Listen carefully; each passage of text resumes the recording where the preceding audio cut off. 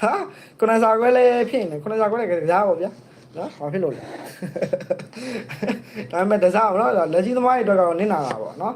လက်ကြီးသမားတွေအတွက်ကတော့နင်းနာတာပါဗျာတကယ်ပေါက်သွားရင်တော့အဲ့နော်ရှေ့စားဆိုရင်အများကြီးရမှာခုနစာခွဲဆိုရင်အများကြီးနင်းနာတယ်ပေါ့လက်ကြီးသမားတွေအတွက်ကတော့ကဲမင်္ဂလာပါတဲ့တုံညာကိုတဲ့ဇာတို့လိုက်နေတာတဲ့တုံညာလည်းကောင်းတာပဲတုံညာကဒီဘက်မှာကျွန်တော်အကြိုက်သေးမှာပါတယ်နော်မင်္ဂလာပါโอเคကုသမင်္ဂလာပါမောင်လေးကဲတော့ကျွန်တော်တို့ည၄ခုနှစ်ကိုကျွန်တော်၄ခုချင်းနဲ့ကျွန်တော်တို့အကွက်လဲမိသွားပြီပေါ့နော်အဲ့တော့ဒီညနေတော့သွားပါမယ်အကျိုးစေးကတစ်ခွန်ရဲ့တုံညာတစ်ကိုနော်တစ်ခွန်ရဲ့တုံညာတစ်ကဲနော်တစ်ခွန်ရဲ့တုံညာတစ်ရတို့စီမှာ6စားရော်ရဟုတ်လားအဲ့ဘက်ကိုပြောင်းလာခဲ့မယ်အဲ့ဘက်ကိုပြောင်းလာခဲ့မယ်6စားရော်တဲ့ဘက်နော်6စားခွဲရော်တဲ့ဘက်ကိုပြောင်းမယ်ဗျာ6စားခွဲပြော6စားခွဲရော်တဲ့ဘက်ရှိတာ6စားရော်တယ်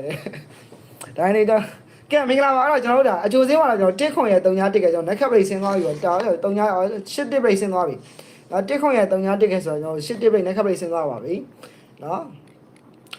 ်ဒီနေ့တုံညာကိုတတိထားရမယ်တုံညာကိုတတိထားရမယ်ဒီနေ့မှာကျွန်တော်တုံညာ9ခွန်တီကီးနော်တုံညာ9ခွန်တီကီးပဲနော်တုံညာ9ခွန်ကကီးအမှာပဲဒီနေ့မှာနော်တုံညာ9ခွန်ကီးအဲ့ကီးကိုစိတ်ဝင်စားဘူးနော်အဓိကကီးတွေဝိုင်းရင်းတွေကျွန်တော်ကတီထားရုံပဲပြောပြတာကိုပြောဘာကိုင်းနေဘယ်ကီးကိုင်းနေဘယ်ဝိုင်းချင်းကိုင်းနေဒီလောက်ပဲတီထားနေရတယ်အဓိကကျွန်တော်ရွေးချက်ပြီးတဲ့အကွက်ပဲကစားမယ်နော်အကွက်ကပေါက်ရင်အောင်ပွဲခံမယ်မပေါက်ရင်အောင်ပွဲမခံဘူးပေါ့ဗျာနော်အဓိကအကွက်လေးတွေပဲလိုက်ကစားပါမယ်နော်ကဲအဲ့ဒီအင်ကြီးနဲ့တရှင်းဆိုပြပါနော်တရှင်းဆိုတာတင်ပေးလေဒီအင်ကြီးနဲ့ရမလို့ဟိုအရှိတရှင်းဆိုပြထားရလေနော်တရှင်းဆိုပြထားရ TikTok မှာတွားကြည့် Viber channel မှာလည်းတင်ပေးထားတယ် Viber channel မှာလည်းကျွန်တော်တင်ပေးထားတယ်ဒါမှမဟုတ်လည်းကျွန်တော် TikTok account မှာလည်းတွားကြည့်ပေါ့ TikTok account မှာလည်းတင်ပေးထားတယ်နော်တရှင်းဆိုပြထားရလေပိတ်ရက်ကစနေနေ့ကဆိုပြထားတယ်နော်တနေ့ကနေနေရလာမယ်ဆိုပြထားတယ်သူတို့နည်းနည်းတော့ရွာရင်းနဲ့အကုန်နဲ့အစားတွေရွာပြီးရနော်ခုနစာခွဲကဲရှင်မမတရားပြရတယ်အာတရားပြရနော်အကုန်လုံးငိုစားရတဲ့ရှင်ကဲမင်္ဂလာပါလေခုံခွဲပေးရင်တဲ့ဗာလဲခုံခွဲပေးရင်တဲ့မထိုးကြနဲ့ထိုးသားညီတိုင်းဟုတ်တယ်နော်အဲ့တော့လောက်ကြပေါ့နော်အကုန်လုံးတက်ညီလိုက်ညီနဲ့မထိုးပဲနေကြပေါ့ဆိုရင်နော်မထိုးပဲနေကြပေါ့နေတိုင်းလည်းဆိုရင်နေကြပေါ့နော်ကဲမင်္ဂလာပါအဆူတော်ပြောင်းတော့တဲ့အဆူတော်ဘယ်အဆူတော်ပြောင်းမြင်မလို့သုံးနာမရပါတယ်၄ဖြူတရှင်းနဲ့တင်ထားတွေ့ပါတယ်၄ဖြူတရှင်းမဟုတ်ဘူးကျွန်တော်မနေ့ကဆိုပြတာဦးငှက်ကြီးရဲ့တရှင်းလေးဦးထုအားတွေ့တဲ့တရှင်းသူတရှင်းလေးဆိုပြထားပါတယ်မမေဆိုတဲ့တရှင်းနော်နေကောင်းလားမမေဆိုတဲ့တရှင်းဆိုပြထားနော်တရှင်းဆိုပြရင်တော့ကျွန်တော်ဂီတာတီးပြီးပြဆိုပြတာနော်တော့တခြားမတီးတယ်ဂီတာပဲတီးတာဆိုတော့ဂီတာပဲတီးပြထားတယ်အစားတွေကကိုစားလိုက်ကြည့်ရင်နဲ့ဗာလဲတထေးဖြစ်မယ်တဲ့အဲ့တော့ဒဲတွေပဲအောင်ဝဲခံတဲ့အပတ်တွေကတော့နော်တောက်လျှောက်အပတ်ကိုတောက်လျှောက်တွေအောင်ဝဲခံတာနော်လက်ရှိအောင်ဝဲခံရောဒဲတွေပဲအောင်ဝဲခံတာနော်ဒဲမဟုတ်တော့မှဗျာ main ကွက်တွေပဲအကွက်တွေပဲမိတာအဲ့တော့ဒီညနေလည်းကျွန်တော်တို့ဒါအောင်ဝဲဆက်ခံတော့ကြိုးစားပေးထားပါတယ်နေ့သမားတွေကအဓိကကျွန်တော်ရွေးချက်ပေးထားတဲ့အကွက်တွေပဲကစားမယ်အထူးသဖြင့်ဗျာကျွန်တော်နေ့ကနေကိုကျွန်တော် YouTube မှာပဲတင်ပေးတာဖြစ်တဲ့ကြောင့်ကျွန်တော်ဘယ်နေရာမှမကြည့်နဲ့နော်ကျွန်တော်လည်းဒါနေ့ကနေကိုဖုန်းဆက်ပြီးတော့မတောင်းပါနဲ့ဖုန်းဆက်ပြီးတိုင်းကျွန်တော်နေ့ကနေမပေးပါဘူးတခါလေးပြောထားပါတယ်ဘယ်သူမှမပေးပါဘူးခွဲခြားမပေးပါဘူးနေ့ကနေကိုကျွန်တော်အကုန်လုံးကိုလက်ဆောင်နေတဲ့ပဲကျွန်တော်ချပေးတာနော် free ပဲတင်ပေးတာဖြစ်တဲ့ကြောင့်အကုန်မတွေအားလုံးတွေ YouTube မှာပဲတင်ပေးတာပါအဲ့တော့အကုန်လုံးဒန်းတူကြည့်ပါနော်ကိုကဘယ်လောက်ထိနော်ဘယ်လောက်ဖူးပေါက်ရင်ဘယ်လောက်ဖူးရမယ်လိုလဲမလို့ချင်းစိတ်လဲမဝင်စားပါဘူးအဲ့လိုမျိုးလာပြောရတဲ့အများကြီးပဲရှိပါတယ်နော်ဘယ်နှကွက်ထဲပဲပေးပါနော်ဟိုဘယ်လောက်ထိပေးပါမယ်အများကြီးပဲလာပြောကြတယ်ကျွန်တော်အဲ့လောက်ထိနော်ဟိုမဖြစ်ပါဘူးနော်အကုန်မအလုံးမဲ့အကုန်ဘယ်လောက်ပဲပတ်စံရှိနေနော်အဆင်ပြေတဲ့လူရှိတယ်မပြေတဲ့လူရှိတယ်အကုန်လုံးကိုဒန်းတူကျွန်မ YouTube မှာပဲကြည်ခိုင်းတာပါနော် YouTube မှာပဲကြည်ပါနော်အကုန်လုံးကိုဒန်းတူပေးထားတာပါနော်တောင်းချတော့ကိုရပါတယ်ဟုတ်ကဲ့ပါကဲ48ကို305ပါဟုတ်ကဲ့ပါကဲတော့ကျွန်တော်တို့ဒါ1လေးစပြီးတော့ပြောပေးမယ်ကဲ10မိနစ်ပြည့်သွားပြီ10မိနစ်17မိနစ်ပြည့်တော့မယ်2500ပဲရှိ17မိနစ်မှာ2500 3000လောက်သွားမယ်လိုက်လက်မလေး2000ပြအောင်လေးပြပါအောင်နော်ဟုတ်တယ်ဒဲတွေကြီးပဲမထိုးဖြစ်ပါဘူးတဲ့ဒါကြီးဖြစ်ပါတယ်ဒါဟုတ်ကဲ့ပါနွဲတင်ရဆိုပြပါလားနွဲတင်လဲဆိုပြထားတယ်နော် YouTube မှာ like YouTube ကျွန်တော်အကောင့်ထဲသွားကြည့်နွဲတင်ရှင်းလဲဆိုပြထားတယ်နော်ဦးဆိုင်ရဲ့အရှင်းနော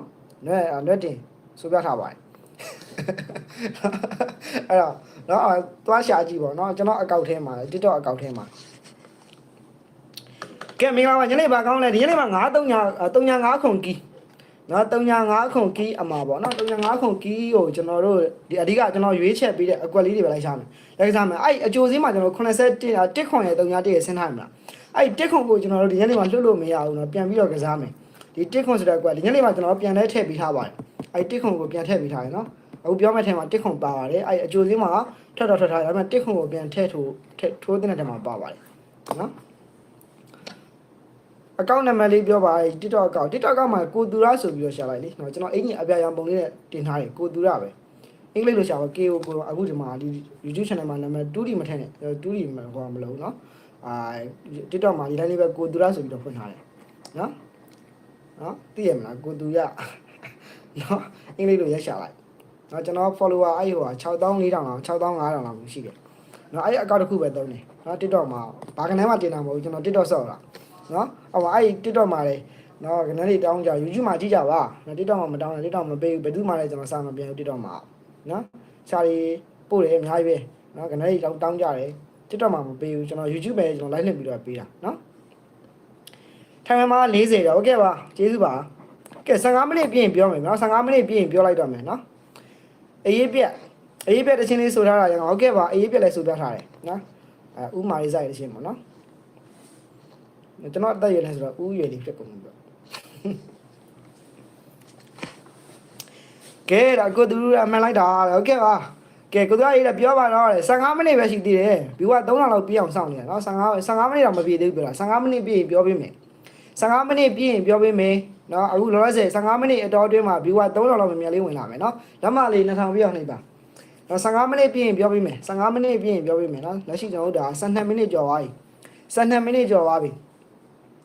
15မိနစ်ပြည့်ရင်ပြောပေးမယ်နော်ဘေကုံတော့မဲတဲ့နော်ကျွန်တော်လွှင့်အဲ့လောက်ထိကြာအောင်နှိမ့်လို့လားဗျာနော်15မိနစ်ကိုမှမကြည့်နိုင်ဘူးလားကနေလဲပောက်ကွက်ပေါင်နဲ့ပေးရသေးတယ်နော်တော်ပြီပေါ့15မိနစ်နော်အဲ့လောက်ကြီးတော့ကြည့်ပြီးပေါ့နော်အဲ့တော့ပြန်ပြီးတော့ပြောပေးမယ်ချင်းမွေးတီ34 35နှစ်ကွက်ကျင်မယ်ပေါ့နော်31ကတော့ဆင်းသွားပြီအဲ့တော့အပြင်မွေးတီဒီဘက်မှာထုတ်ပေးထားရှိပါတယ်ကျွန်တော်တို့ဒါနှစ်ကွက်ပါ64ရဲ့60ခွန်ရဲ့ဒါတပတ်လုံးမွေးတင်တဲ့အနှစ်ကွက်ပါနော်ပြီးရင်နေတဲ့သမားတွေကတော့ဒီညနေမှာကျွန်တော်ရွေးချက်ပေးထားတဲ့အကွက်ပဲလိုက်ကစားပါမယ်နော်။နောက်မှလေးတွေနှိပ်ပါမယ်နော်။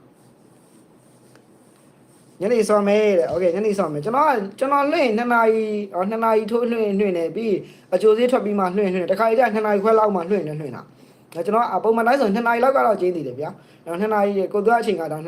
ပုံမှန်နှင်းကင်းပဲဆို2နာရီလောက်လွှင့်နေ။2နာရီလွှင့်မလွှင့်ဗျာအကျိုးစေးထွက်ပြီးမှ2နာရီ10မိနစ်လောက်မှလွှင့်နေဒါမှမဟုတ်လေတခါကြီးကျရင်နော်2နာရီခွဲမှလွှင့်တာနော်အဲ့လိုမျိုးအချိန်လေးပေါ့နော်အစောပိုင်းမလို့ညနေပိုင်းကျရင်ညပိုင်းကျရင်တော့ကျွန်တော်ဗီဒီယိုဖိုင်လေးပဲတင်ပေးတယ်ပေါ့နော်ဗီဒီယိုဖိုင်လေးတွေပဲတင်ပေးတယ်ညဘက်ကျတော့ live တွေကအခုနောက်ပိုင်း live လွှင့်ဟိုကနေကနော် live ထင်းနေဟိုအဆင်မပြေမှာဆိုလို့ပြောတာလေအဲ့ဒီကြောင့်ဗီဒီယိုဖိုင်လေးလိုရင်းတို့ရှင်5မိနစ်စာလေးပဲညဘက်လေးတင်ပေးတာပေါ့နော်နေကေဘက်ကတော့ live တွေကြည့်ပေါ့နော်နေကေဘက်ပဲ live လွှင့်ပေးတာနော်မနေ့ကမှအားလို့မထိုးလိုက်ရဘူးကိုအဲ့ချင်းအဓိကအဖြစ်ကျွန်တော်တင်ပြကနေတွေကိုအဓိကအဖြစ်ကျွန်တော်ကအစင်းသေးကြည့်လို့ရရင်အစင်းသေးကြည့်လို့ရအောင်ကျွန်တော်တင်ပြလိုက်တဲ့ကိုအစင်းသေးကြည့်လို့ရအောင် channel ကို subscribe နှိပ်ပေးနော် channel ကို subscribe နှိပ်ထားမှာကိုမရလို့မယ်ကျွန်တော်တင်ပြဗီဒီယိုတိုင်းကိုတွေ့ရမှာနော်ဒီတိုင်းပဲကြည့်နေတယ်ဆိုရင်နော်နောက်နေ့လည်းကိုသားလိုက်ကိုရှာနေရမှာအဲ့တော့ကြောင့် channel ကို channel ကို subscribe နှိပ်မယ်ပြီးရင်ကျွန်တော်တို့ notification ခေါင်းလောင်းလေးနှိပ်ပြီးသားနော် notification ခေါင်းလောင်းလေးခေါင်းလောင်းလေးနှိပ်ထားရင်ဆိုရင်နော်ကျွန်တော် live ဘယ်ချိန်မှလွှင့်နေကိုမှအဲ့လိုမယ်ဗီဒီယိုဘယ်ချိန်မှတင်နော်ဒါ YouTube ကနေ notification လေးတက်လာလိမ့်မယ်နော်ဒါကိုသူကနာမည်ပါ channel ကနေပြီးတော့နော်ဒါဘာတင်လိုက်ပါပြီဆိုတော့နော် notification လေးကိုကျွန်တော်ချက်ချင်းတက်လာပေးတယ်အဲ့တော့ခေါင်းလောင်းလေးအဓိကအပြင်channel ကို subscribe နှိပ်ပြီးတော့လူတွေကsubscribe button နားမှာပဲကျွန်တော်တို့နော် notification ခေါင်းလောင်းပုံစံလေးရှိတယ်ပေါ့နော်အဲ့ဟာလေးထပ်ပြီးတော့နှိပ်ပြီးပါနော်ကဲကြီးချင်းနဲ့ကြီးလာပြီဟုတ်ကဲ့ပါအသက်ကိုပြောရလားလူကောင်ကြီးကိုပြောရလားကဲနာမည်လေးခေါ်ပြပါဟုတ်ကဲ့ပါအရင်ကတော့ငယ်ငယ်လေးပေါ့ဗျာအခုကတော့နည်းနည်းလေးအသက်လေးကြီးလာတာပေါ့ကဲ 3D လက်စိတ်ဝင်စားပါတယ်တဲ့ 3D မပေးဘူးကျွန်တော် 3D စိတ်ကူးရရင်တစ်ခွက်နှစ်ခွက်လောက်ပဲကျွန်တော်နော်ဒီတိုင်းမှတင်ပေးတာပဲရှိတာပါလက်ဆောင်အောင်နော်လက်ဆောင်ပေးရင်တစ်ခွက်လောက်ပဲကျွန်တော် free ပေးရင်ပေးတာနော်ခေါ်လဲမခေါ်နော်ပေးလဲမပေးဘူး 3D ကိုအဓိကအပြင် 2D ကျွန်တော်က 2D ပဲဟိုလုပ်ပေးတာပေါ့နော် 2D တော့မှကနန်းနှလုံးကုန်ပောက်ကွက်ပါအောင်မနေလို့နေရ 3D နော် နည်းနည်းလေးအာရုံများလို့မလုပ်ပါဘူးဗျာအချိန်လည်းမပေးနိုင်ဘူးကိုက2D တပတ်ဗျာအချိန်ကနော်ဒါကျွန်တော်အဖောက်ဝင်မွေးကွက်ထုတ်ရတာရှိတယ်ပြီးဒီလက်ကွက်ချရတာရှိတယ်အဲ့ဒီမှာလည်းအချိန်ကမလောက်တခြားအဲ့ 3D ဘက်ကိုကြည့်ဖို့ကအသိအစင်မပြေဘူးเนาะအဲ့တော့ကြောင့်အဲ့လမ်းကြောင်းဘက်ကိုသိမကြည့်ဖြစ်ဘူးပေါ့မကြည့်ဖြစ်လို့